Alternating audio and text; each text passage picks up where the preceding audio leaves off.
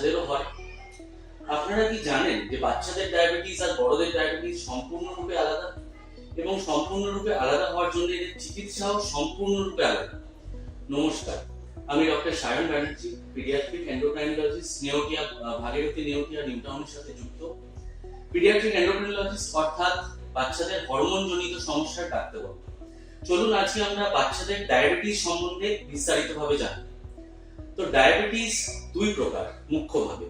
এক হচ্ছে type 2 diabetes, যেটা আপনারা শুনে এসেছেন বয়স্কদের হয়ে থাকে। আর হচ্ছে এই নবীন প্রজন্মের মধ্যে অতিরিক্ত ওজন বেড়ে যাওয়ার জন্য যে ডায়াবেটিস হচ্ছে সেটাকে টাইপ 2 ডায়াবেটিস বলে। কিন্তু প্রধানত বাচ্চাদের মধ্যে যে ডায়াবেটিস পাওয়া যায় সেটা হচ্ছে টাইপ 1 ডায়াবেটিস। তাই টাইপ 1 ডায়াবেটিস আর টাইপ 2 ডায়াবেটিস কেন আলাদা? টাইপ 2 ডায়াবেটিসে ইনসুলিন তৈরি হয় কিন্তু ইনসুলিন কাজ করতে পারে না।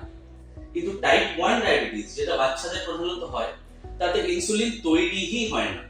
তাই এর চিকিৎসা দুটো সম্পূর্ণরূপে আলাদা। টাইপ 2 ডায়াবেটিসে আমরা মুখের ওষুধ দিয়ে ইনসুলিনকে কাজ করতে বাধ্য করতে পারি, কিন্তু টাইপ 1 ডায়াবেটিসে শুধুমাত্র ইনসুলিন দিতে হয়, এবং ইনসুলিন না দিলে কিন্তু এটা বাচ্চার জন্য প্রাণঘাতী পর্যন্ত হয়ে যেতে পারে। তাই এই রোগ আমরা কি করে জানতে পারি? এই রোগ কিন্তু মেঘ না চাইতে বৃষ্টির মতো করে আবির্ভূত হয়।